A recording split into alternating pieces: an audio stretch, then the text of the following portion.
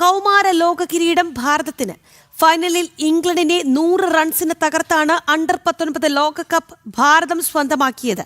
Under-19 ലോകകപ്പിന്റെ ഭാരതത്തിന്റെ 6ാം കിരീട നേട്ടം കൂടിയായി ഈ വിജയം.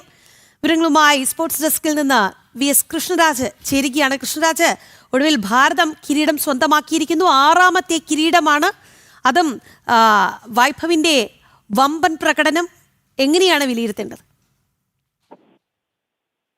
ആധികാരികമായ വിജയം എന്ന് തന്നെ പറയണം. ഇംഗ്ലീഷ് ബാറ്റ്സ്മാൻമാർ അവസാനം ഒന്ന് ശ്രമിച്ചു നോക്കിയെങ്കിലും 100 റൺസിന്റെ വിജയമൊക്കെ ഒരു ലോകകപ്പിൽ ഉണ്ടാവുക എന്നത് അത്ര ചെറിയ കാര്യമല്ല. ഏതായാലും അഭിമാനകരമായ നേട്ടമാണ് ഭാരതം സ്വന്തമാക്കിയിരിക്കുന്നത്. ഇംഗ്ലണ്ടിനെ 100 റൺസിന് തോൽപ്പിച്ചാണ് കിരീട നേട്ടം. ഇത് കരിയറിൽ 6ാമത്തെ കിരീട നേട്ടമാണ്. നമുക്ക് അതിലേക്ക് വരും മുമ്പ് എങ്ങനെ ഇന്ത്യ ജയിച്ചു എന്ന് ചോദിച്ചാൽ വൈഭവ് സൂര്യവംശിയുടെ ഏറ്റവും മികച്ച ഒരു ഇന്നിങ്സ് ആണ് ഇന്ന് ലോക ക്രിക്കറ്റ് കണ്ടത്. കാരണം 14 വയസ്സ് മാത്രം പ്രായമുള്ള ഒരു താരം. നോക്കൂ, ഇനിയും 2 അണ്ടർ-19 ലോകകപ്പുകൾ കളിക്കാൻ കഴിഞ്ഞേക്കും ഈ താരത്തിന് എന്നതാണ്. കാരണം 14 വയസ്സായി, ഇനി 16 വയസ്സാകുമ്പോൾ അടുത്ത ലോകകപ്പ് വരും, 18 വയസ്സാകുമ്പോൾ അതിന്റെ അടുത്ത ലോകകപ്പ് വരും. അങ്ങനെ എല്ലാ അർത്ഥത്തിലും ഒരു പുതിയ യുഗപ്പിറവിയിലേക്കാണോ ഈ വൈഭവ് സൂര്യവംശി നമ്മളെ കൊണ്ടുപോകുന്നതെന്നൊരു ചോദ്യമുണ്ട്. 55 പന്തിൽ സെഞ്ചുറി അടിക്കുന്നു, 71 പന്തിൽ 150 റൺസ് അടിക്കുന്നു, 80 പന്തിൽ 175 റൺസ് അടിച്ച് പുറത്താകുന്നു.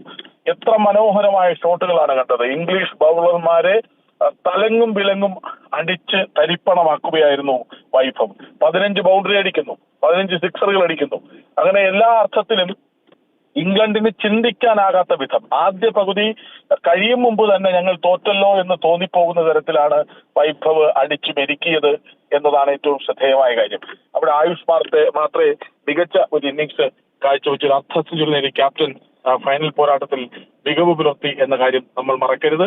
മറ്റൊന്ന്, വേദാന്ത് ത്രിവേദിയും വിഹാൻ മൽഹോത്രയും അഭിഗ്യാൻ കുണ്ടുവും വാലറ്റത്തിൽ RS ആംബ്രിഷും കനിഷ്ക് ചൗഹാനും അടക്കം മികച്ച ബാറ്റിംഗ് പ്രകടനമാണ് പുറത്തെടുത്തത്. ഒരുപക്ഷെ ഈ വൈഭവ് സൂര്യവംശി ക്രീസിൽ നിന്നുവെങ്കിൽ 500 എന്നത് അനായാസം മറികടക്കാൻ കഴിഞ്ഞേനെ എന്നതാണ് സത്യം. ഏതായാലും 411 റൺസ് എന്ന വലിയ സ്കോർ ഇംഗ്ലണ്ടിന് മുന്നിലേക്ക് വെക്കുന്നു. ഇംഗ്ലണ്ട് തുടക്കത്തിൽ പതറുന്നു.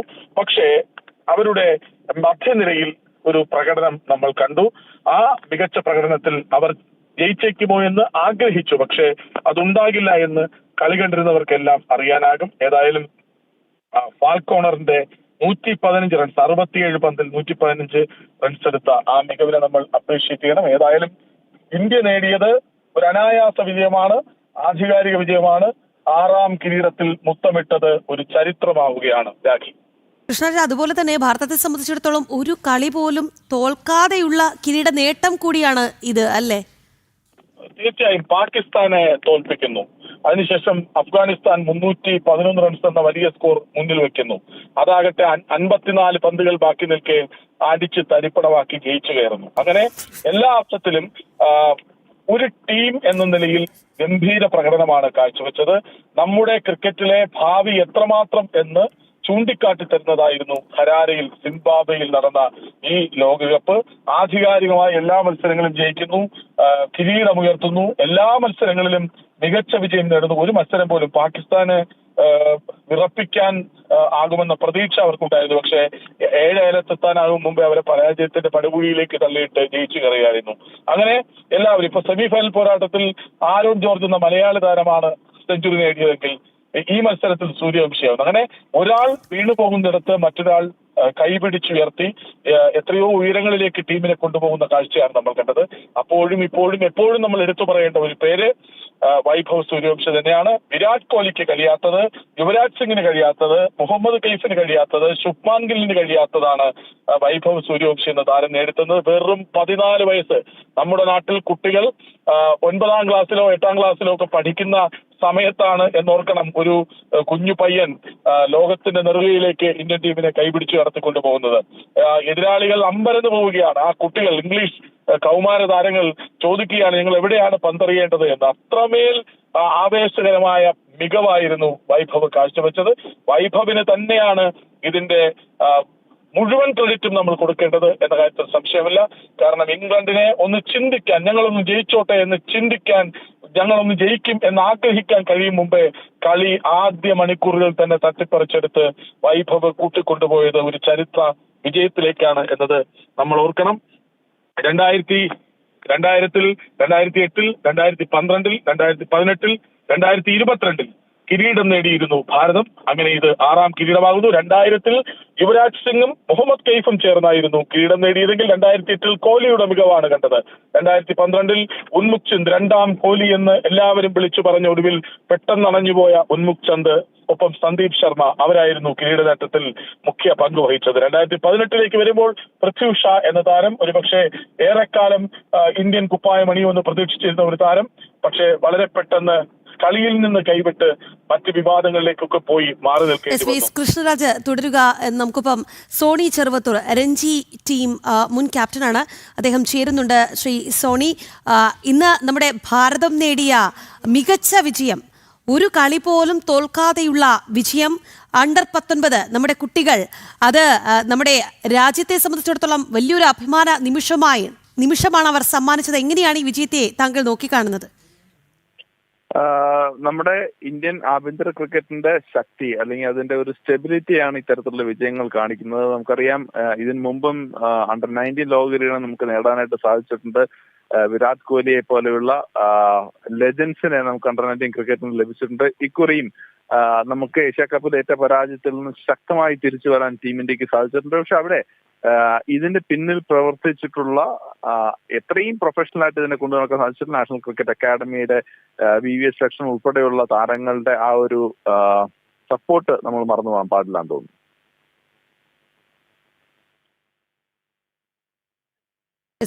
എന്തായാലും നമ്മുടെ ഈ കുട്ടികളായതുകൊണ്ട് തന്നെ അത് നമ്മുടെ ഭാവിയിലേക്കുള്ള വലിയൊരു വാഗ്ദാനം കൂടിയാണ്. നമ്മുടെ ടീമിനെ സംബന്ധിച്ചിടത്തോളം വലിയൊരു പ്രതീക്ഷ കൂടിയല്ലേ?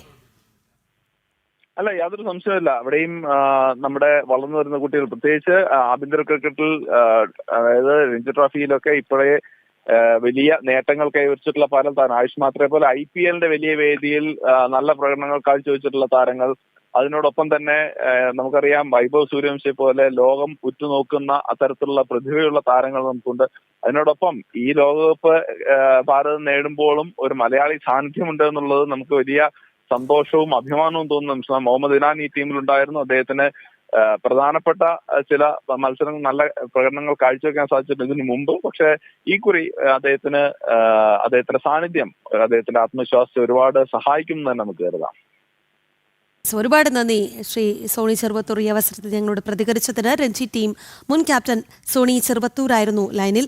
VS കൃഷ്ണരാജിലേക്ക് പോവുകയാണ്. VS കൃഷ്ണരാജ്, ഈ അണ്ടർ-19 നമ്മുടെ ടീമിനെ സംബന്ധിച്ചിടത്തോളം നമ്മുടെ ഭാവി വാഗ്ദാനങ്ങളാണ്. അതായത് നമ്മുടെ ഭാരത ടീമിൻ്റെ വലിയൊരു ഒരു ടീമിലേക്ക് കയറാനുള്ള ഒരു ചവിട്ടുപടി കൂടിയായി വേണം നമുക്ക് ഇവരുടെ വിജയത്തെ നോക്കിക്കാണാൻ, അല്ലേ? കാരണം യുവരാജ് സിംഗ് ആയിക്കോട്ടെ, ശുഭാൻ ഗിൽ ആയിക്കോട്ടെ, അങ്ങനെ ഒരുപാട് താരങ്ങൾ നമ്മുടെ മുന്നിൽ ഉദാഹരണങ്ങളായിട്ടുണ്ട്. അത് തീർച്ചയായും അത് ശരിയാണ്. ഞാനതാണ് പറഞ്ഞത്. ഈ വൈഭവ് സൂര്യവംശി എന്ന താരം ഇപ്പോൾ 14 വയസ്സ്. അതായത് 2026-ൽ ഈ ലോകകപ്പ് നടക്കുന്നു, ഇനി 2028-ൽ നടക്കും, 30-ൽ നടക്കും. ഈ 2 വട്ടവും വൈഭവിന് അണ്ടർ-19 വേൾഡ് കപ്പ് കളിക്കാൻ പറ്റും എന്നുള്ളതാണ്. വേറെ ഏത് ടീമിലാണ് ഇത്രയും പ്രായം കുറഞ്ഞ ഒരു കളിക്കാരനുള്ളത്? അപ്പോ സ്കൂൾ തലം മുതൽക്കേ നമ്മുടെ ക്രിക്കറ്റ് എത്രമാത്രം സജീവമായി നിൽക്കുന്നു എന്നതിന്റെ ഉത്തമ ഉദാഹരണമായി ഇത് മാറുകയാണ്. അതുകൊണ്ടാണ് പറയുന്നത്, ഓരോ താരങ്ങളും, നമ്മുടെ ഫാസ്റ്റ് ബൗളർ ആംബിഷ് ആയിക്കോട്ടെ, ഇവരെല്ലാം ക്വാളിറ്റി ഉള്ള പ്ലേയേഴ്സ് ആണെന്ന് കാട്ടിത്തരുന്നുണ്ട്.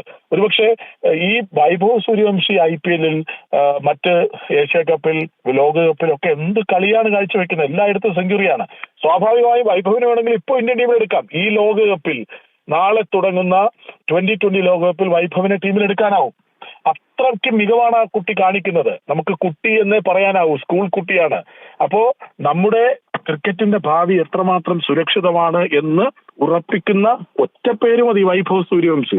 അതുപോലെ തന്നെ ആയുഷ് മാത്ര എന്ന താരം IPLൽ സജീവമാകാൻ പോകുന്ന താരമാണ്. അങ്ങനെ ഒരു പിടി ക്വാളിറ്റി ബാറ്റേഴ്സ്, ഓൾറൗണ്ടേഴ്സ്, ബൗളർമാർ, അങ്ങനെ താരങ്ങൾ ഉണ്ടായിക്കൊണ്ടേയിരിക്കുന്നു ഇന്ത്യൻ ടീമിൽ.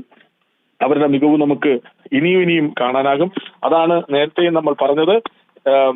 2000-ൽ കൈഫും യുവരാജും ചേർന്ന് കിരീടം നേടുന്നു. ആ കൈഫും യുവരാജും എത്രമാത്രം ഇന്ത്യൻ ടീമിൽ സാന്നിധ്യമായിരുന്നു എന്ന് നമ്മൾ പിന്നീട് കണ്ടതാണ്.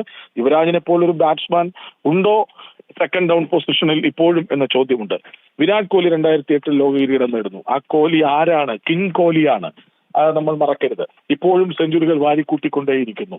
2012-ൽ ഉന്മുഖ് ചന്ദ്, ആ ഉന്മുഖ് ചന്ദ് പക്ഷേ രണ്ടാം വിരാട് കോഹ്ലി എന്ന് അറിയപ്പെട്ട ഒരു താരമാണ്. രണ്ടാം വിരാട് കോഹ്ലിയായി സജീവമാകും എന്ന് പ്രതീക്ഷിക്കപ്പെട്ട താരമാണ്. പക്ഷേ അയാളുടെ പ്രകടന മികവിന്റെ പാതിയിലേക്ക് മടങ്ങിപ്പോകേണ്ടി വന്ന ഒരു കളിക്കാരനാണ്. ഇപ്പോൾ അതുപോലെ തന്നെ പൃഥ്വി ഷാ എന്ന താരം, ശുഭ്മാൻ ഗിൽ ഇപ്പോൾ ഇന്ത്യൻ ക്യാപ്റ്റനാണ് എന്ന് ഓർക്കണം. 2022-ൽ യാഷ്ദുൾ എന്ന ക്യാപ്റ്റന്റെ കീഴിലാണ് ഭാരതം കിരീടം നേടിയത്. ഇപ്പോൾ വൈഭവ് സൂര്യവംശി ഒരു മാജിക് മാനായി സജീവമായി നിൽക്കുന്ന സമയമാണ്. പറഞ്ഞതുപോലെ വൈഭവ് സൂര്യവംശി ഒരു മാജിക് മാനായി താരോദയം നടത്തി കഴിഞ്ഞു എന്നുള്ളതാണ്. കൗമാര ലോക കിരീടം ഭാരതത്തിന് സ്വന്തമാകുമ്പോൾ അവിടെ എഴുതി ചേർക്കപ്പെടുന്ന പേര് കൂടിയാകുന്നുണ്ട് വൈഭവിൻ്റേത്. എന്തായാലും വൈഭവ് വളരെ വൈബായി തന്നെ നിന്നു. അത് നമുക്ക് ഒരു കിരീടം സ്വന്തമാക്കി തന്നു. 6ാം കിരീട നേട്ടമാണ് ഭാരതം സ്വന്തമാക്കിയത് എന്നുള്ളതാണ് വിവരങ്ങൾ നൽകിയത് VS കൃഷ്ണരാജാണ് സ്പോർട്സ് ഡെസ്കിൽ നിന്നൊപ്പം തന്നെ പ്രതികരിച്ച അതിഥിക്കും നന്ദി.